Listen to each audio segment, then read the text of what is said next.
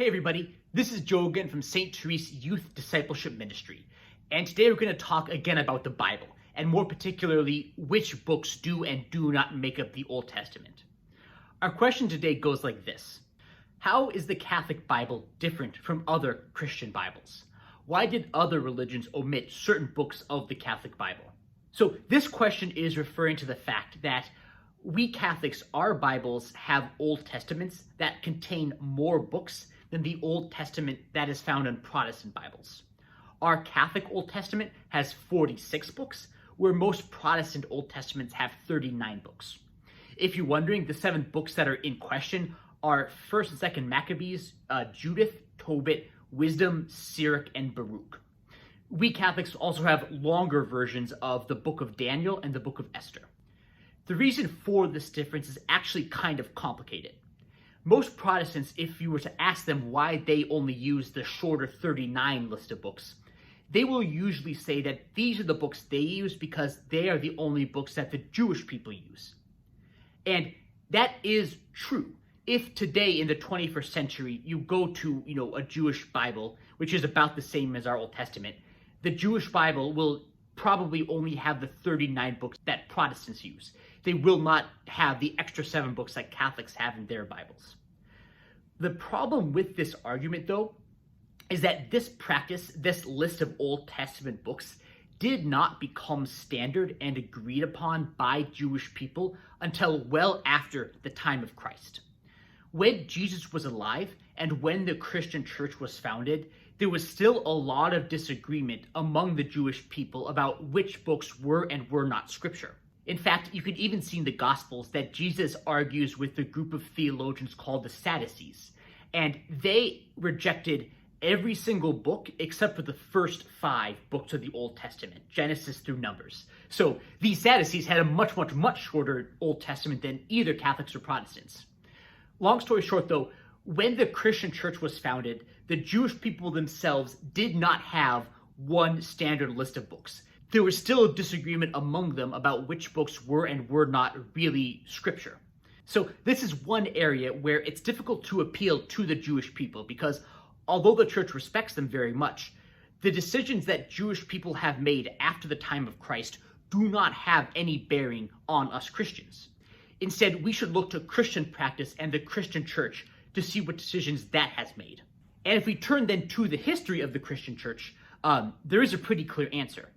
People don't really start discussing or debating what books are and are not part of the Old Testament. That discussion doesn't really happen until about the 4th century. When people do start raising the issue of what Old Testament books are and are not real scripture, you'll find that the majority of early Christian writers and theologians do accept the 7 books that we Catholics use nowadays. That's not unanimous. There are some disagreements and discussions, but by and large, it was the consensus to accept the books that we Catholics use. And there were several church councils around the year 400, like the Council of Carthage and Rome, that published official lists of the Old Testament books, and they included the 7 disputed books that we Catholics use. Then for about the next 1,000 years, it was pretty common practice for everybody to use these 7 books, again with a few tiny exceptions.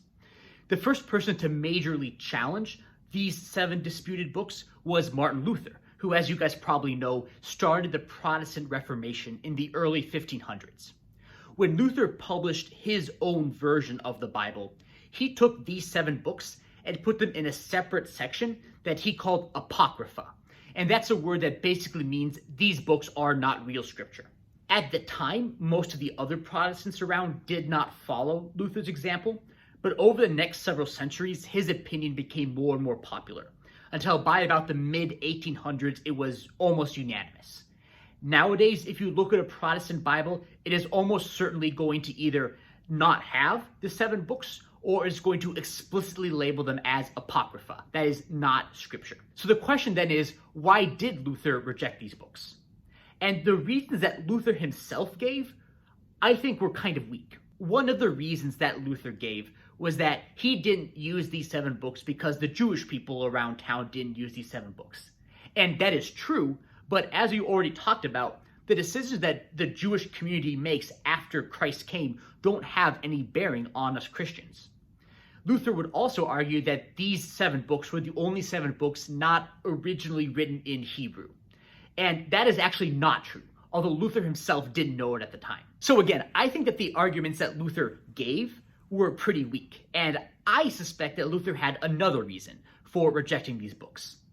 In particular, the content of these 7 books in many places contradicted the new Lutheran theology that Luther was trying to come up with. The most famous example is that the book of 2 Maccabees has a passage that seems to pretty clearly defend the existence of purgatory, which Luther didn't like. In Luther's new religion, he didn't want purgatory, he didn't think it was real. But rather than change his own opinions in the light of Scripture, Luther just looked for the first excuse he could find to kick out any book of the Bible that disagreed with him. So, long story short, my theory is that Luther kicked these books out because he didn't like what they said, and then used the stuff about Jewish practice as kind of like an excuse. In any case, the way to think about this issue is not why do Catholics have more books, but rather why do Protestants have fewer books? In other words, we Catholics are still using the complete Old Testament and using all the books that the vast majority of Christians used for 1,500 years. It was Luther and the Protestants after him who chucked out these books without having a very good reason. So that is one reason why when you read the Bible, it's good to have a Catholic Bible, one that has these books and the extra portions of some other books. The most famous Catholic versions are the New American Bible, which is what we read from en masse in America, and the New Revised Standard Version Catholic Edition. That's a long name. It's also a very good translation. So look for Catholic Bibles, and you'll find in these 7 books a lot of really amazing stories and really inspiring passages. So I hope you can check it out. We'll have in the show notes of this video a few other resources if you want to learn more about these 7 books in the history of the New Testament. It is very fascinating, and I hope you like this video. Don't forget to email us at the address on the bottom in the show notes with more questions from you, and subscribe. Let us know what questions you have. That's it for today. Don't forget to follow us, to subscribe. Send us questions at our email address if you want to ask some things, and we'd be happy to answer them. So I hope you have a good week, and we'll see you again soon.